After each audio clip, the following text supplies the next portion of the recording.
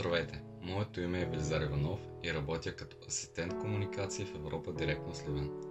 Днес в това видео ще покажем какво причинява безразборното използване и изхвърляне на пластмаса, последствията за земята, водата, въздуха, на нас самите и всички останали обитатели на нашата планета. А накрая ще видим какво трябва да направим. Пластмасата е едно от уникалните изобретения, което промени света. Евтина и устойчива, тя се използва за всичко. От бутилирана вода, шампуани и препарати, до опаковки за храни и свежи плодове и зеленчуци. Почти е невъзможно да влезеш в магазина и да не си купиш нещо опаковано в пластмаса. Но изобретението се обърна срещу създателите си. Устойчивостта на този материал, комбинирана с невежеството ни изправя пред огромна екологична катастрофа. Пластмасата е навсякъде. Много хора мислят, че пътят ти приключва до препълнения казан до вкъщи или до близкото сметище. Уви, по-често тя бива разпилявана от някоя птица или вятър. Така тя продължава своя път, окачвайки се по храсти и дървета, а после попада и в близката река. В днешно време поречията на малки и големи реки в България са се превърнали в сметища. Но какво се случва с всичката тази пластмаса, когато попадне в околната среда? Нека вземем за пример тази пластмасова бутилка. Колко години предполагате, че ще са нужни за разграждането ѝ?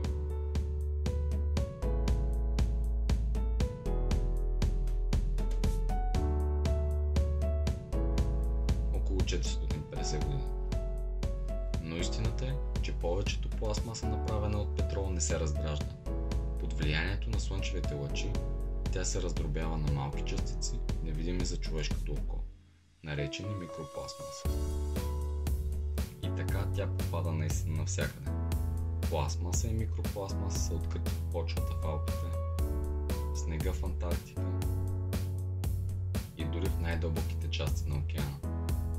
Тя е във водата, която пием, защото съвременните пречиствателни станции не могат да почистят малките пластмасови частици. В рибата, която ядем, микропластмасата често се бърка от морските обитатели за планктон. Веднъж попаднала в хранителната верига, тя достига и се натрупва на върха й. Оказва се, че микропластмаса има и в ястията, които готвим. Изследване на морската сол показва, че 38 от 40 вида съдържа микропластмаса. Но какво може да направим, за да намалим количеството, което създаваме? На първо място е да се откажем от пластмасата за еднократна употреба. Всички нейлонови торбички, тарелки, чинийки, чашки, сламки, дори клечките за уши.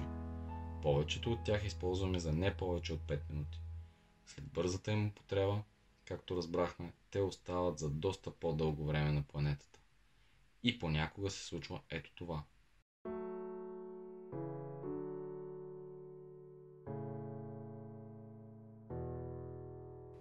За да не ставате съучастници в такова престъпление, без дори да разберете, си вземете платнената торбичка от къщи. Следващата стъпка е да намалим закупуването на продукти, опаковани в пластмаса. Потърси дали няма алтернатива, която е в стъкло, метал, опаковка, която е направена от рециклирана пластмаса или нещо, което се разгражда с времето, като хартия или памук, например. Тук трябва да включим и проблема с купуването на твърде много. Добре обмисляйте какво ви е наистина нужно. Умните хора влизат със списък в магазина, не купуват продукти спонтанно и винаги се задават въпроса: това, ако е на нормална цена, бих ли си го купил? Преизползвай, включи въображението си и намери друга употреба на предмета, вместо просто да го изхвърлиш.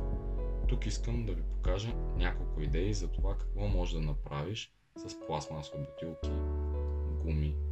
Разбира се, възможностите ви са неограничени. Рециклирай хартия, пластмаса, стъкло, органичен отпадък, както и стари дрехи и обувки. Всичко това, което изхвърляме в коша си и с нарицание наричаме боклук, всъщност е важен материал и ресурс, който може да се използва отново. Ще ви покажа какво правя вкъщи, за да улесня този процес.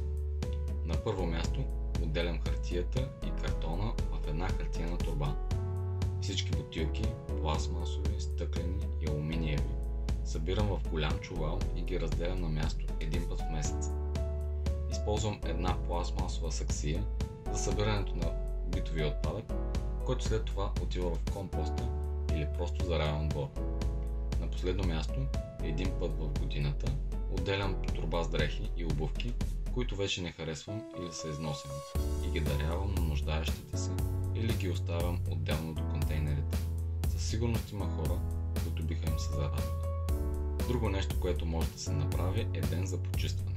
Бъдете активни, разговаряйте за проблема с близките си и се организирайте през свободния си ден, за да направите любимото ви място по-чисто и подредено. Разбира се, отговорност имат абсолютно всички. Като започнем от производителите на стоки, минем през магазините, след това сме ние хората, потребителите, после общината, сметоизвозващата компания и тази на бунището. Истината е, че ако искаме, винаги може да прехвърлим отговорността на някой друг. Да утешим себе си и да си продължим по стария мъсен път. Но както видяхме, колелото се върти и всичко, което изхвърляме, се връща обратно в нас. Така че помислете следващия път, когато изхвърляте боклука си не на определеното място. И нека не забравяме нашите най-важни и ценни ресурси и да ги уважаваме и пазим. Защото без чиста вода, въздух и плодородна земя и животът ни е невъзможен.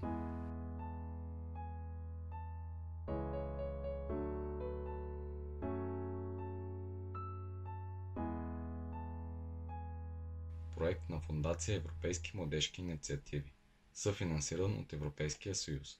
Мненията, изразени в този аудиовизуален материал, са на авторите и не отразяват задължително официалните становища на Европейския съюз.